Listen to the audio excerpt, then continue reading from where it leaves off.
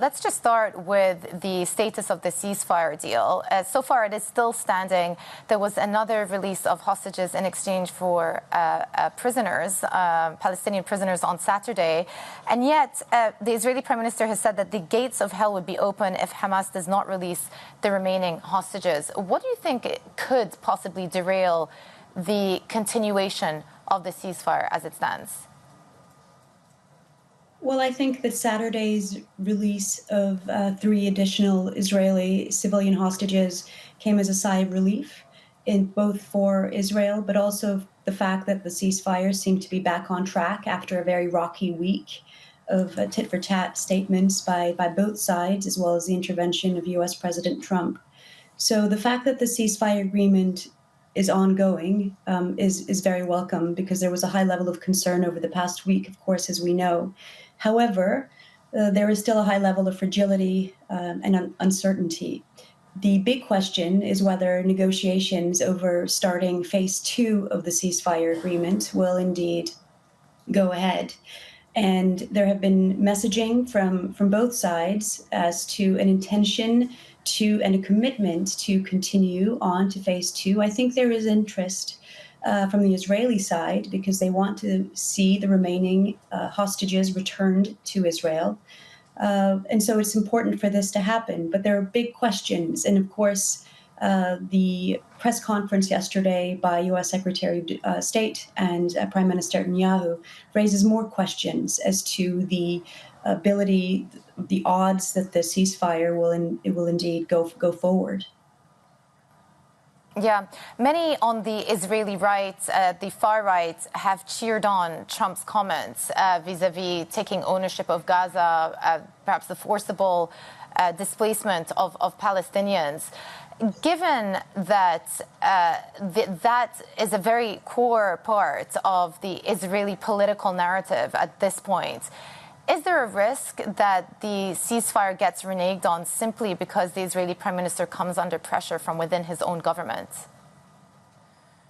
I think that there is intense pressure upon the government by the Israeli population. I think a recent poll suggested that 70% of Israeli respondents wanted the ceasefire agreement to continue on to phase 2 and onwards. So there is pressure from that direction on the Israeli government at the same time.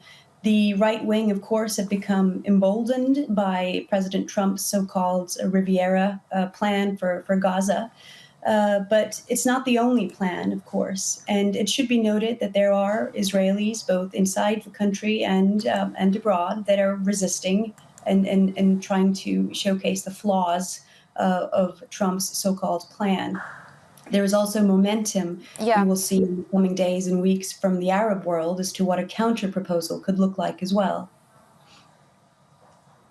Well, I was going to say, maybe this was what the Trump administration had in mind all along. Certainly, you are seeing a potential response out of Arab states. They're meeting in Saudi Arabia this week. There's going to be a formal summit in Egypt at the end of this month to come up with an alternative plan. How realistic is it that ends up being the proposal that is then pursued, the proposal put forward by the Arab states? Well, I think it's essential that the Arab world's proposal is the one, in whatever form it eventually takes, is the one that is implemented on the ground in Gaza. The alternative, the Trump plan, the forcible displacement of Palestinians, is unrealistic, it's unthinkable, it's morally reprehensible, and in breach of international law. The reality is that it would be near impossible to operationalize without U.S. troops inside Gaza, which President Trump has absolutely ruled out. The forcible displacement of the Palestinians is not a realistic option. And so it's essential, however, for the Arab states, and again, as I've said, there is momentum in this direction, as there has been in the past, but now it's picked up pace, as it should. The Arab world is going to put together a counter-proposal. We've already seen several ideas being floated by both Egypt and Jordan as well, the 2 countries that would be most directly affected if Trump's plan was to be operationalized with the influx of Palestinian refugees.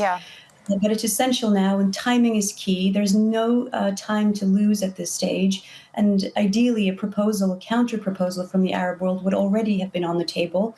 But it's not too late, and Yeah. hopefully we're getting there.